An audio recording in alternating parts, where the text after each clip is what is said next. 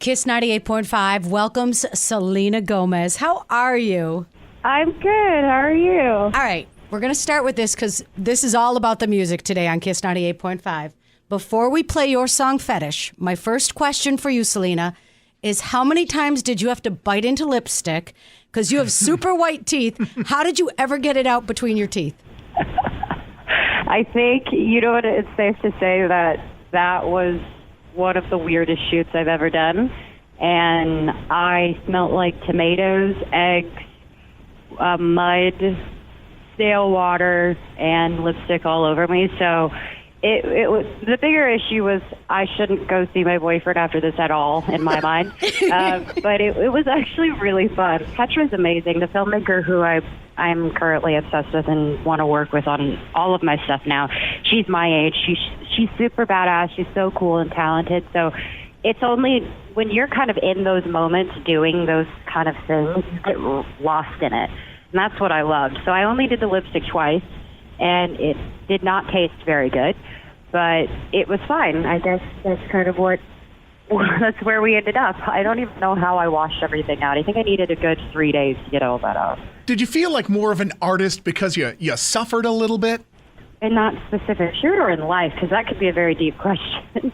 Specifically for Fetish, it felt very liberating to work with somebody who actually doesn't really stay a lot into music world. She's a photographer. She's from Toronto. She actually focuses on a lot of other stuff. So it was refreshing to be around somebody who had a fresh eye for everything.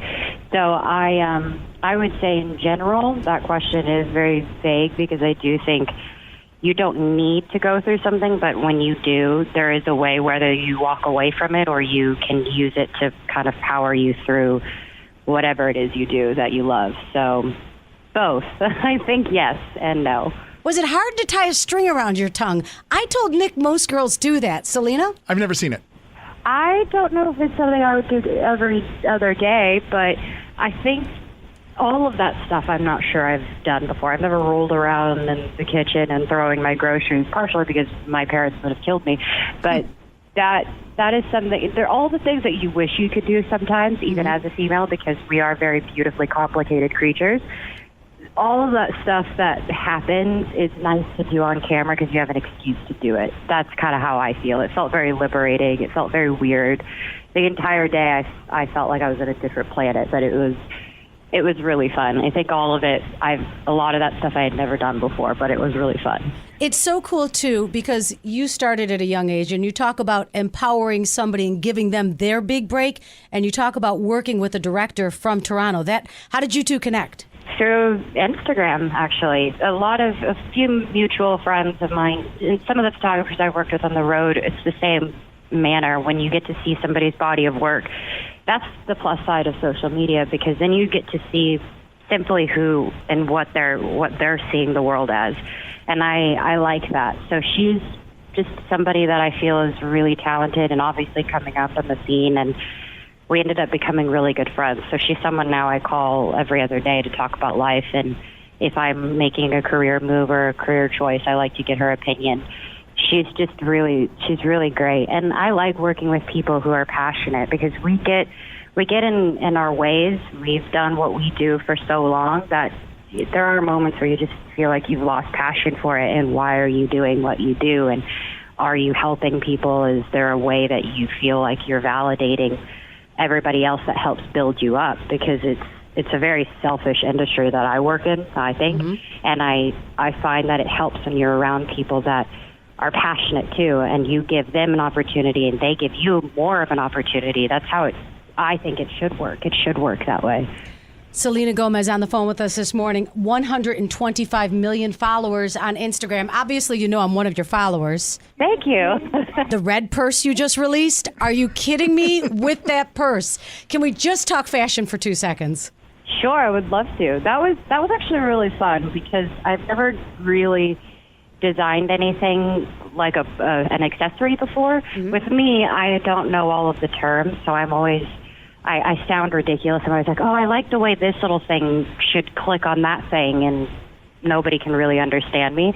But it was really such a learning experience, and some of the proceeds do go to things that are important, and I think an element that I do because, I mean, you're a girl and you're designing a bag that's so fun to say, but where's the part of it, too, that's going to contribute something? So Yeah. it was really fun. It was beautiful. Coach and the entire family could not be more supportive, and they're just a great family to be a part of. And fashion's fun. I think that's safe to say. Is it makes you feel a type of way when you're wearing something that makes you feel good, sexy, confident, or just kind of slouchy and cute. I'm all about that. What's the next thing you're going to release fashion-wise or design?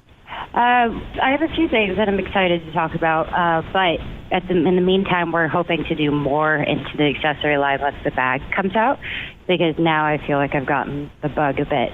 And the rest of the stuff I'm sure I'll get in trouble for talking about, but that's why I don't think they put me in interviews anymore. So there is some more fun stuff coming up that I'm excited to talk about. That'll be soon. I got 2 words for you. Fanny pack. Just putting it out there. Oh, no. Oh, okay. Would you wear my fanny pack? A Selena fanny pack. Everybody's got one. It's perfect. No, everything comes back around. I'm not hating on it. Everything just comes back around. Totally agree. What is the most Texas thing about you? I say y'all all the time. That never has left my vocabulary. Mm-hmm. I hug people, and that makes them uncomfortable sometimes. And I would say fried food.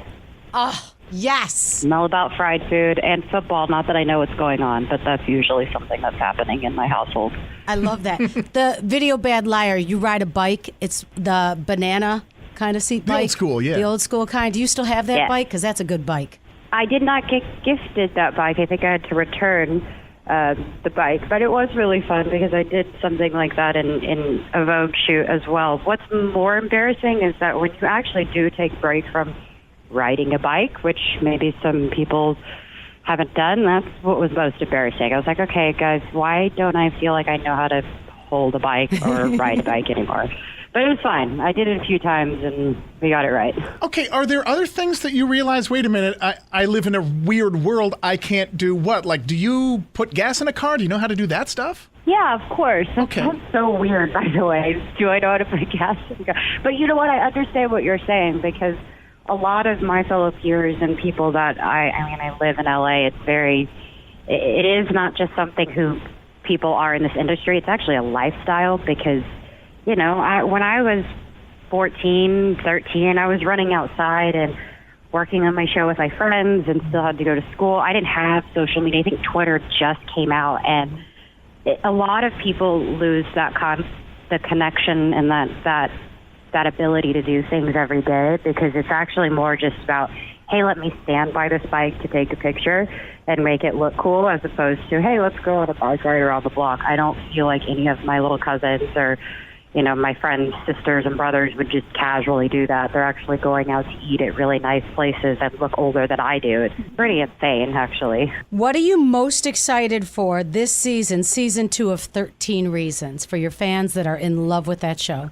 There is a lot of resolution. I think there's a lot of talking about some of the issues that people were talking about, which it feels comforting to address those things. So I think it'll be important for some of the characters to go through those resolutions with the audience. And I just actually watched the first episode. It's really beautiful. I think all the cast came back bigger and better because they understood what they were a part of.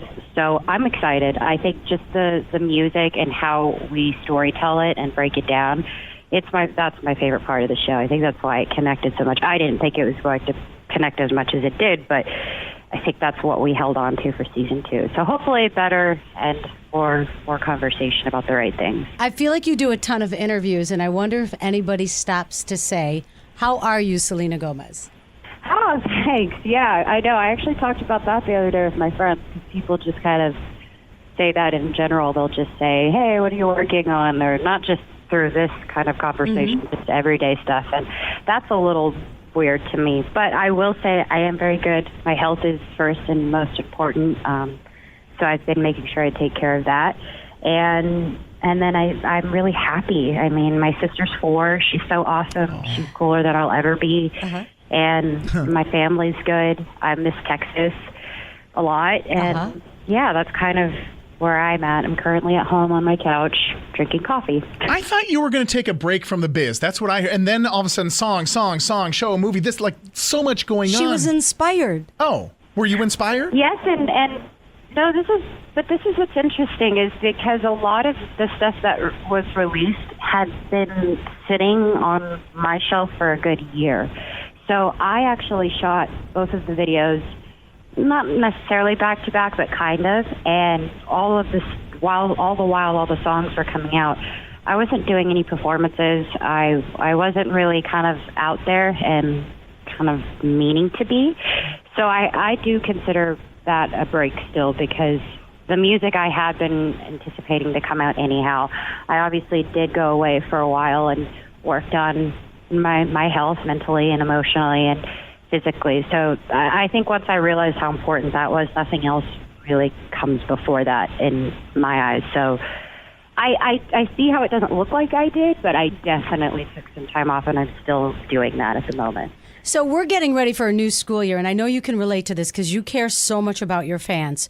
For all the girls going back to school this year that look up to you, that love you, rooting for you, fans of you, for any girl that goes through those bullying problems, those insecurities, the troubles of just growing up, what do you say to them, maybe so that they're hearing it from you because they love you so much? What do you say to everyone going back to school this year?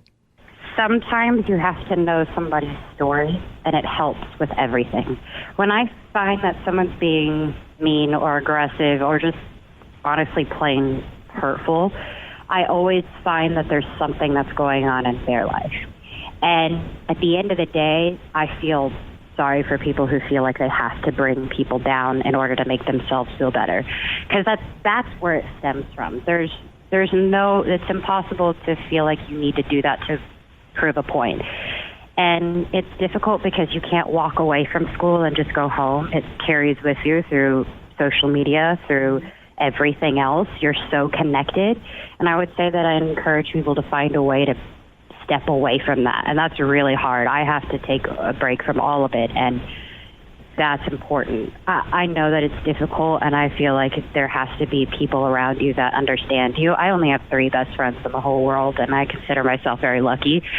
And my mom's always taught me to turn the other cheek. It's so hard because there's so much I want to say, but every time I walk away with dignity, I do it for other people, because I want them to know that you're not going to win anything by just fighting back that way. It doesn't work that way. You have to understand what love and understanding can do. I think that sounds cheesy to people, so that's why maybe certain people don't understand that. But when it comes to girls, we have an instinct that I know is powerful because it's an emotional connection. And that's what you just have to take care of. You have to take care of your heart. You have to take care of how you see people and why you see people that way and why they're treating you that way. But don't get me wrong. I want to be very defensive when people hurt people. That's not my style at all. There couldn't be an artist that this radio station is rooting more for. Through your music, through your artistry, your purses, and everything else you do, we wish you all the best in the entire world. And get to Buffalo on your next tour, please. Yes, I will. Absolutely. Thank you. We're real close to Toronto. Yeah. You come visit some friends? I know. That's like my second home now.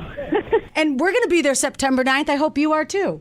Maybe. I think we might. We might see each other then. Listen, thanks so much for talking to us today. We love your new song, Fetish, and it was great catching up. I appreciate it. Thank you, guys. The one and only Selena Gomez with her jillions of followers on KISS 98.5.